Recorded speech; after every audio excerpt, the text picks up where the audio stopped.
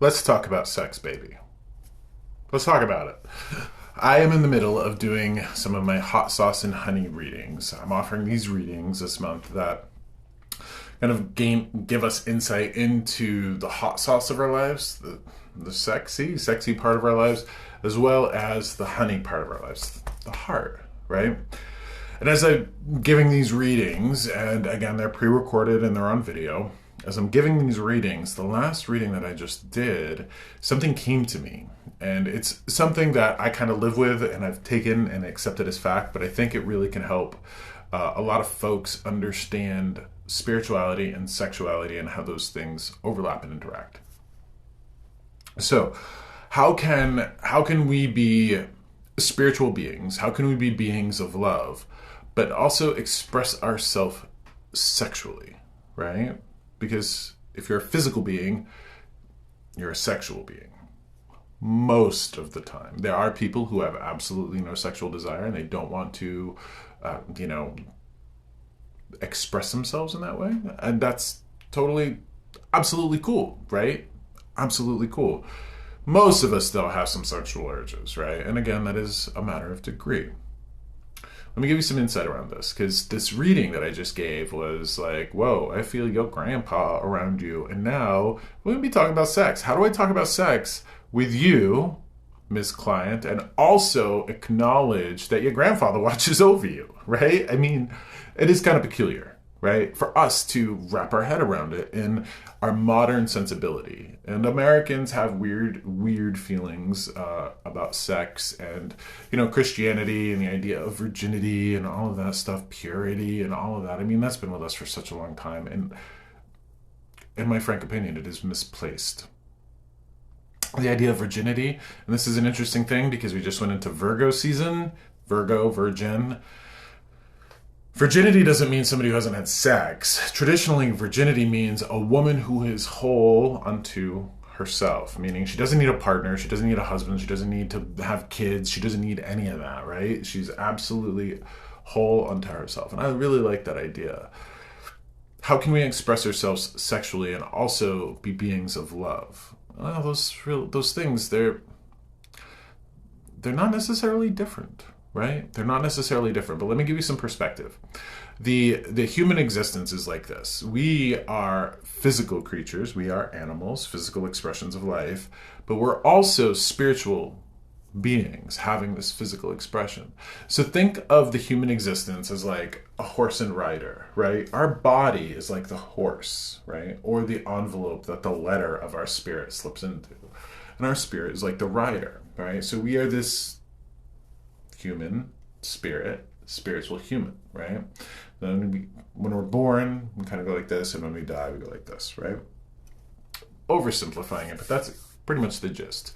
Now, this body of ours, being an expression of life, being an expression of this world, is really an animal, right? It's a mammal, and as an animal, this animal has needs.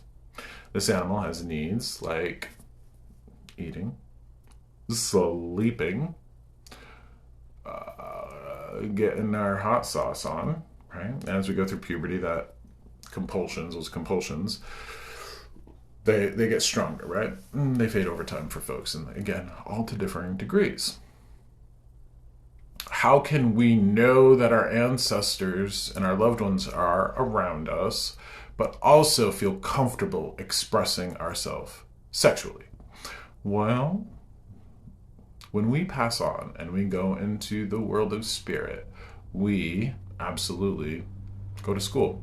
We get a better idea of that marriage of human and spirit, right? Because we're out of it and we have that perspective. And we kind of get wisdom, right, about the needs of that body. Think about a horse. A horse, if you're familiar with horses, if it's a work horse, it needs to work. If it's a show horse, it needs to show. They have, these compulsions and these kind of programs. But a horse needs to sleep, and a horse needs to eat, and a horse needs to rest, and a horse needs to play. And if a horse hasn't been fixed or neutered or spayed, right, a horse is going to need to, how do I put this politely? Get its groove on. And you'll see this in the animal kingdom. And different animals have different seasons, if you will. Humans are no different. Humans are an expression of life. Sexuality, having sex, procreating, helps life continue on. And it is a damn strong compulsion. It really is. This is why the idea of abstinence, right? Telling people not to have sex, it's not really useful. It doesn't work, right? This is why the abortion issue is so huge, because everybody wants to police, like, people want to police other people's sexuality and how they express themselves.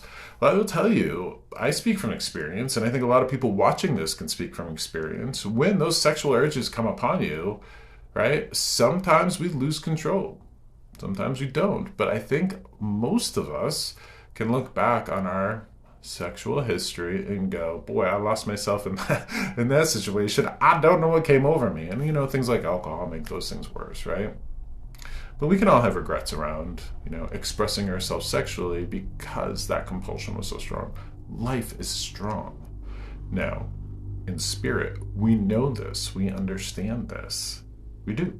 We go to a place of going, okay, I needed to sleep, needed to eat. And that was part of the needs of that physical expression.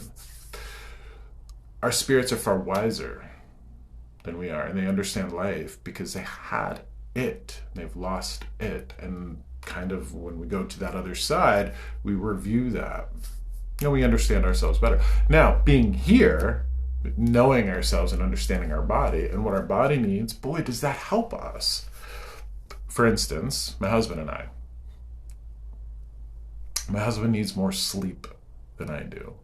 My husband needs more food than I do. I'm not going to talk about our sex lives, not here. But, you get the example. Some people have different needs. Coming together in a relationship, you got to figure out what those needs are and how to get those to work together. So that is how sexuality and spirituality intersect. And why we should absolutely have no problem at all expressing ourselves sexually. Because when we are sustained, fulfilled, nourished, we are at a place of balance. And when we are fed well, when we have slept well, and we are balanced on all those other animal levels, we become the best version of ourselves.